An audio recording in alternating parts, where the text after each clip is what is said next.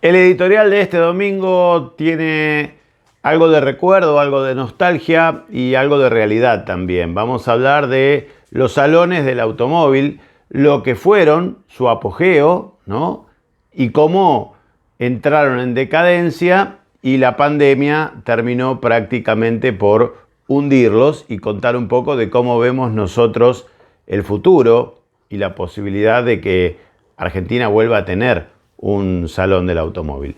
En este caso, aquí lo que estamos viendo es un especial que hicimos en el Salón de Buenos Aires 2011.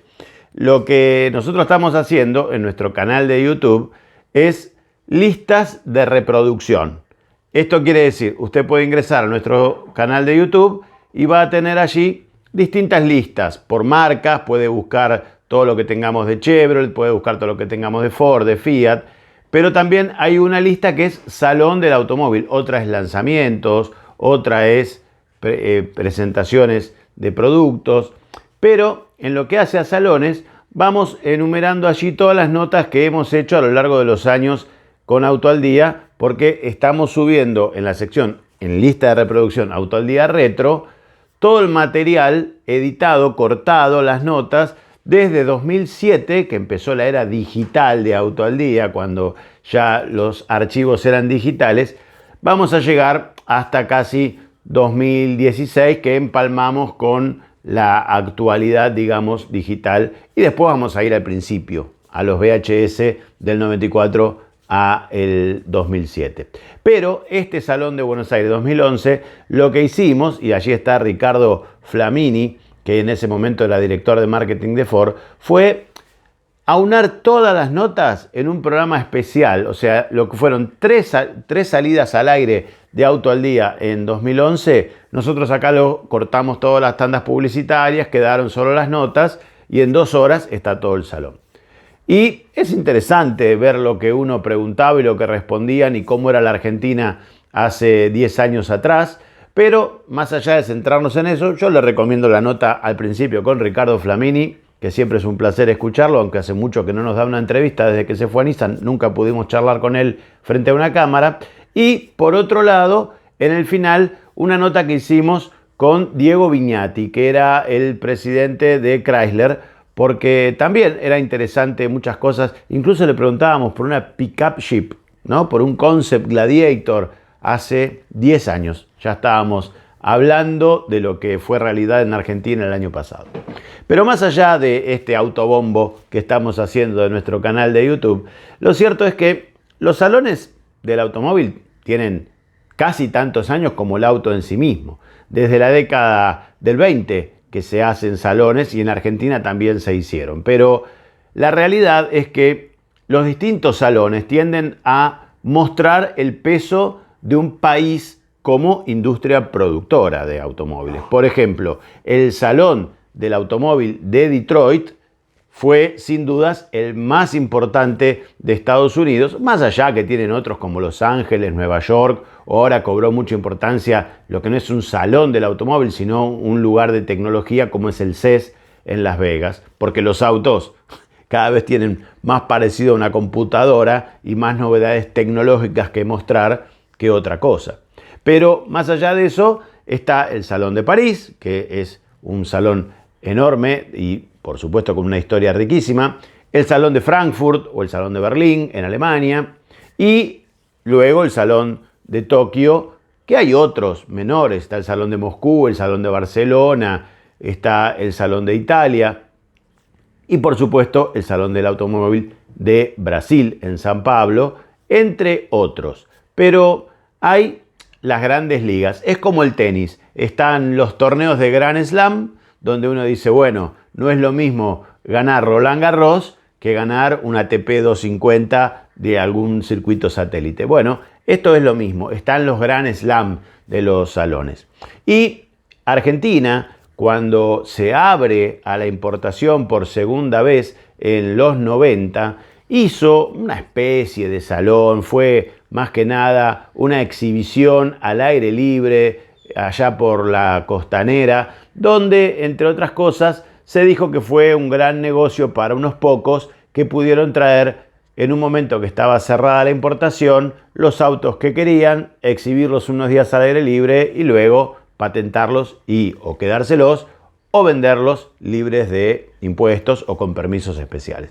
Más allá de eso, para mí fue un placer, incluso cuando no tenía el programa, recorrer y mirar eso porque era una ventana al mundo en un país que tenía prácticamente la parte de importación cerrada. Pero el salón del automóvil, por lo general, a falta de lo que eran las grandes exposiciones, se daba en la rural, la ganadera, donde las marcas aprovechaban que concurrían 500.000 personas a ver vacas, caballos y stand de comidas de todo el mundo para poner allí sus productos. Le garantizaba tránsito, le garantizaba público. Y nosotros empezamos en el 94 cubriendo esas exposiciones para ver algunas novedades que podía mostrar nuestra industria, más algún importador que podía poner un stand. Pero particularmente yo, que venía viendo material de los salones en revistas, en algunos programas de televisión que existían antes de Auto al Día, siempre soñaba con poder decir, bueno, me encantaría recorrer un salón, mostrar un salón, conocer un salón. Y Argentina no lo tenía. Entonces, el más cercano que se podía era el Salón del Automóvil de San Pablo. A 2.500 kilómetros, estaba a tiro de gomera, como dicen los chicos, y en el año 96 planificamos un viaje al Salón del Automóvil de San Pablo, donde le pedimos a Ford Argentina que nos ayudara con un auto, en lo posible gasolero, como para bajar los costos y poder cubrir ese viaje. Ford nos prestó un Mondeo CLX Turbo Diesel, que ya no era novedad, en marzo del 97 salía el restyling, pero a nosotros nos vino bárbaro, así que nos fuimos con 90 caballos en el Turbo Diesel, en el Mondeo CLX, test número 11 si lo quieren buscar, y en ese caso pudimos cubrir el Salón del Automóvil de San Pablo. Fue realmente muy, pero muy interesante porque primero vimos un salón que para nosotros parecía grande, no lo era a nivel mundial, pero veíamos novedades, o sea, todo lo que estaba lanzándose en el año 96-97 en Brasil, que llegaría después a Argentina. Así que fue más que interesante. En el 98, Argentina realiza su primer salón de Buenos Aires de la época moderna, porque en los 60 también hubo. Pero en este caso ya más parecido a lo que es un salón internacional. No se hizo en la rural, se hizo en lo que era el Centro Ferial de Exposiciones. Participaron las marcas terminales de ADEFA y allí estuvimos también cubriéndolo, por supuesto. Fue muy importante. Algo curioso y que me llena de orgullo, si alguno se acuerda de ese primer salón del 98, cuando el programa tenía 4 años, en un lanzamiento de General Motors, charlando con el director comercial, le pregunté si ya tenían definido qué iban a hacer en el salón y me dijo, tenemos que resolver un problema porque como fuimos de los últimos en confirmar la presencia, el stand de Chevrolet nos quedó dividido por el pasillo central. Tenían el pasillo y una parte del stand de cada lado. Y yo le dije, ¿y por qué no hacen la vieja Chevrolet del 60 al 78, la nueva Chevrolet, con un puente que pase por arriba y unen el pasado con el presente y hasta pueden hacer un circuito que la gente termine de recorrer el stand saliendo por algún concept que vea el futuro? Se lo dije así y me dijo, qué buena idea. Lo único que tendría que resolver es cómo armar la parte del pasado, porque no tenemos nada. Dije, bueno, yo organizo el Club de Amigos de Chevrolet. ¿Qué necesitas?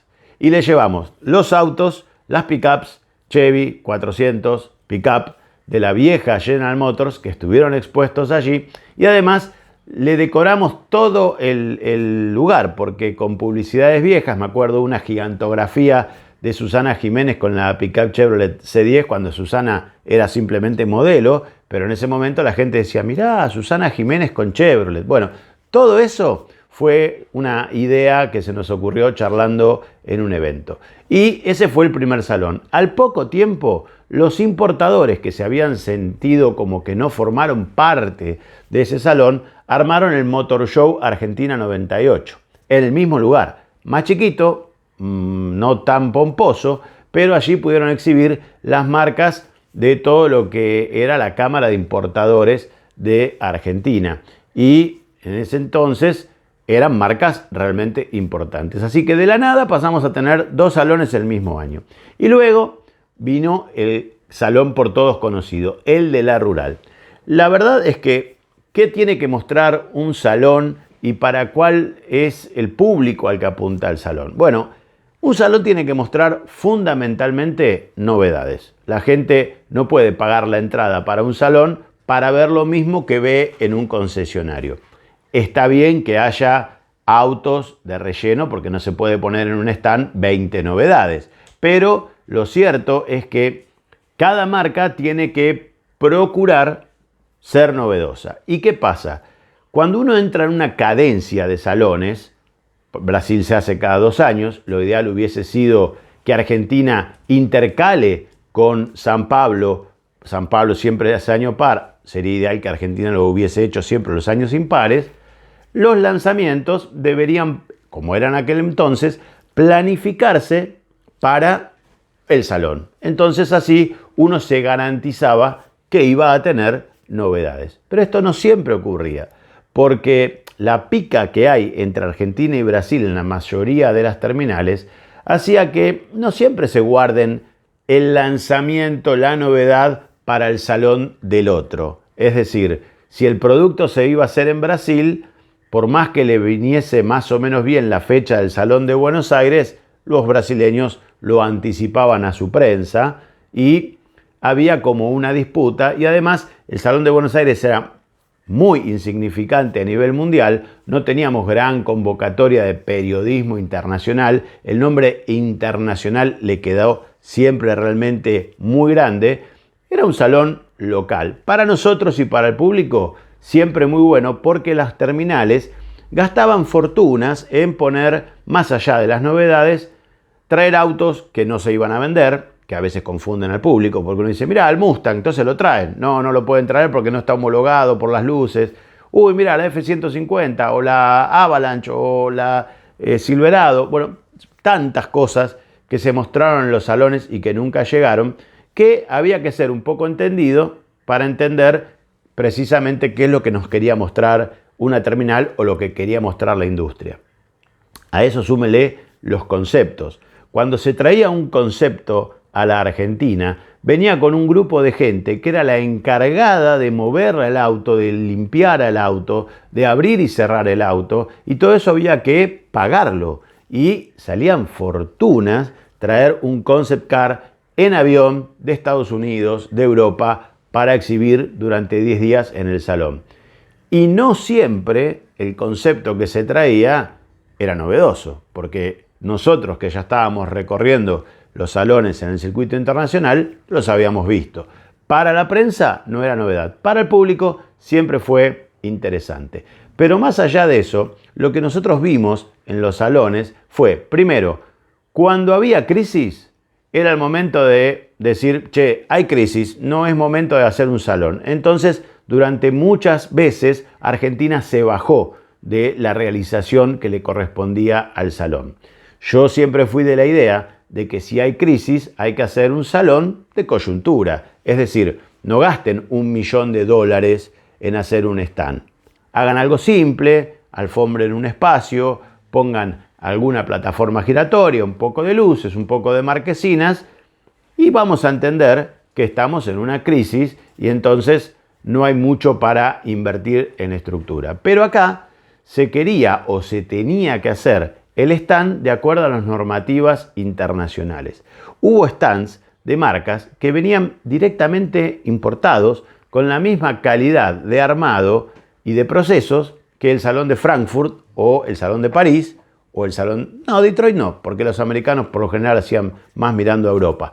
Pero eran traer fortunas para armar una exposición durante 10 días.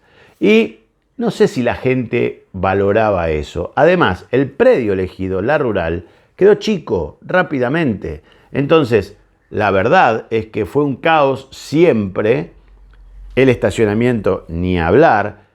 Entrar al predio, hacer 1 hora y pico de cola, 1,5 cuadras de cola, transitar por el salón lleno de gente. Hubo gente que no pudo acercarse a ver un auto en las ediciones más exitosas, las que pasaron 500.000 personas, por ejemplo, porque decidió ir un fin de semana, un domingo, el último domingo.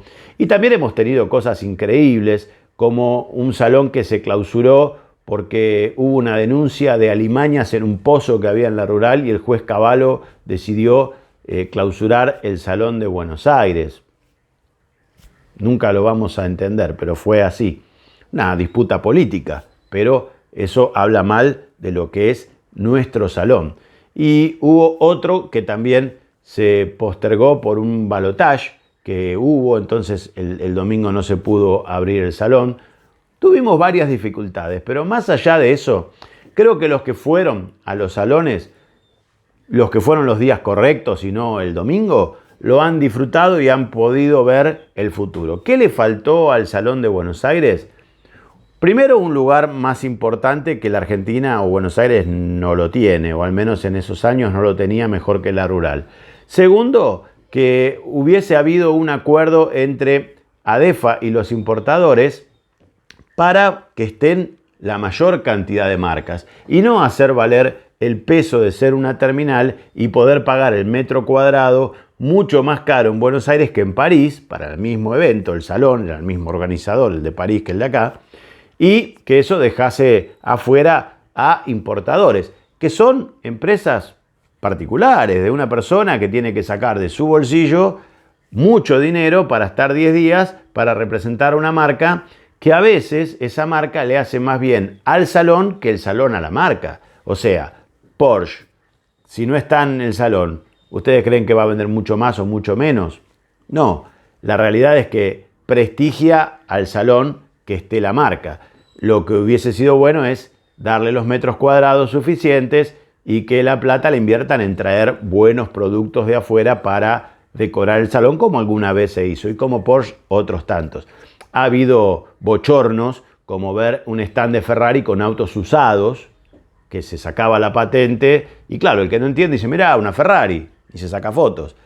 Pero el que entiende, que es muchos de los que van a un salón, sabe que ese modelo no es novedoso y que ese auto no es el último grito de Ferrari. Así que no hemos tenido los mejores ejemplos para con las marcas importadas. Algunas se defendieron mejor que otras, caso Nissan, que cuando estaba todavía como un importador, hacía un stand allá al fondo, metido siempre en lo peor del escenario, pero con excelentes autos, con novedades, y además Nissan, como venía creciendo, siempre tenía cosas para traer al salón y anticipar sus productos. Después entramos en otra era.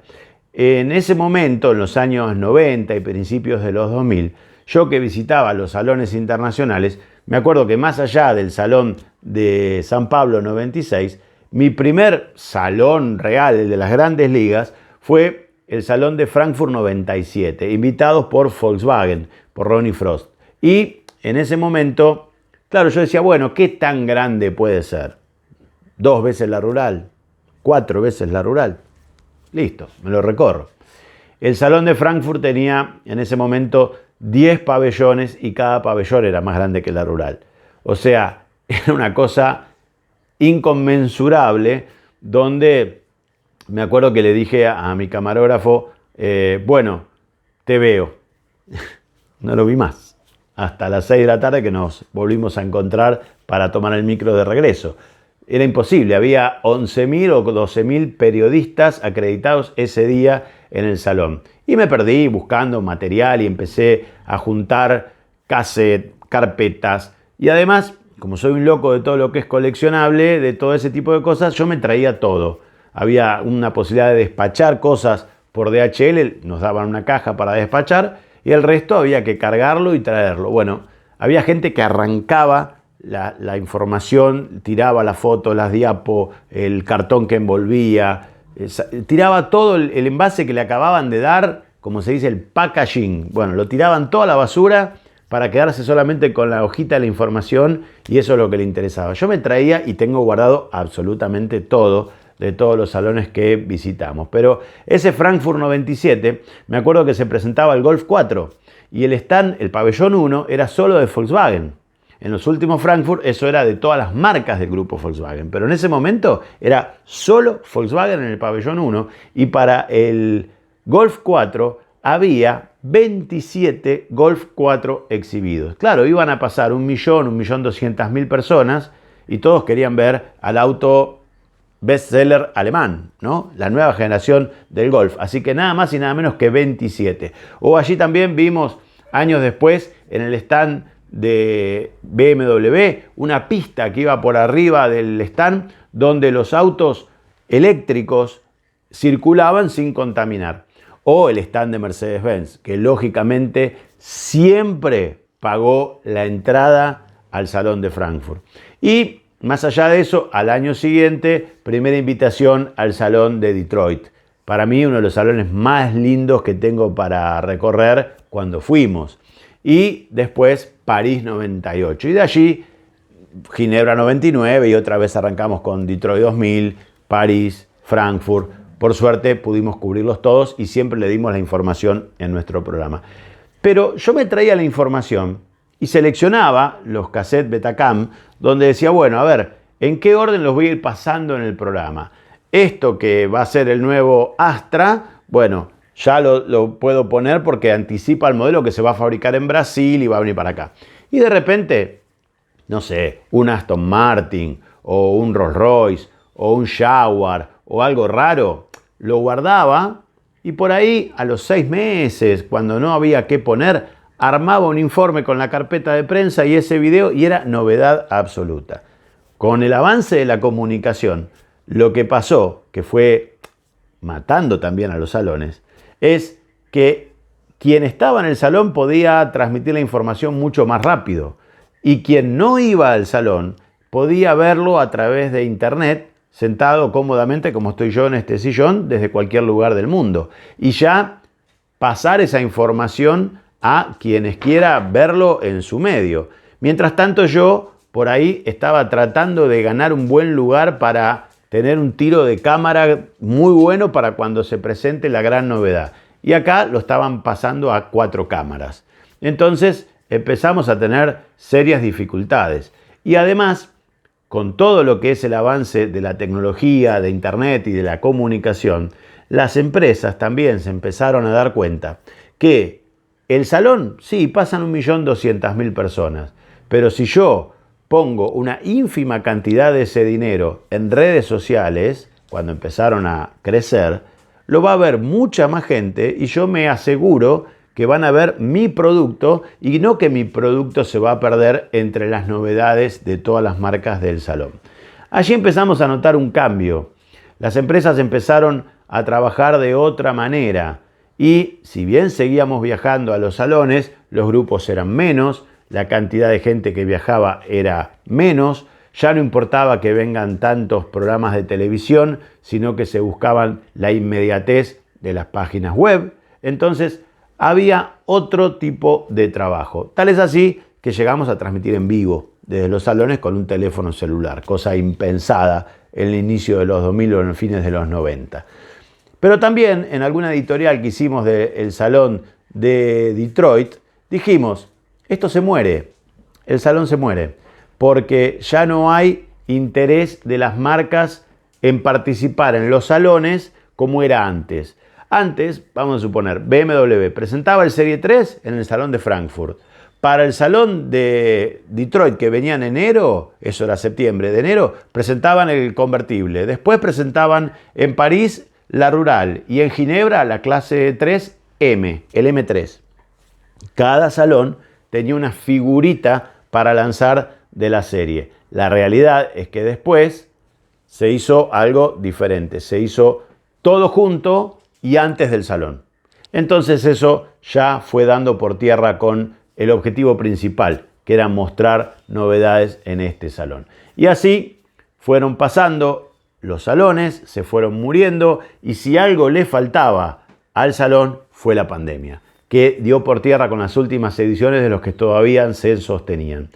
En el futuro, no creo que vuelva a un salón de Buenos Aires. Veremos qué pasa con San Pablo, que ya estaba boicoteado por ejemplo, General Motors cuando era número 1 dijo no vamos, y atrás de ellas se encolumnaron unas cuantas y tuvieron que clausurar el Salón San Pablo 2018.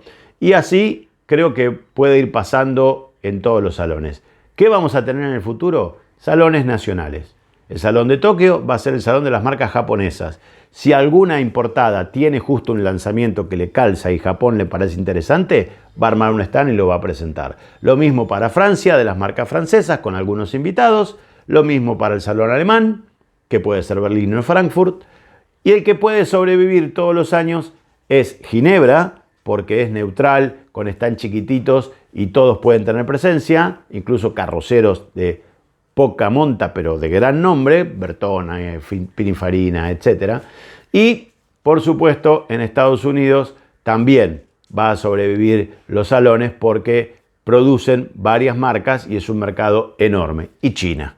No nos olvidemos de los salones de China, Beijing y, por supuesto, el salón de Beijing y el otro salón que ahora se me fue el nombre que está en China, pero ellos creo que van a sobrevivir porque son el mercado más grande del mundo.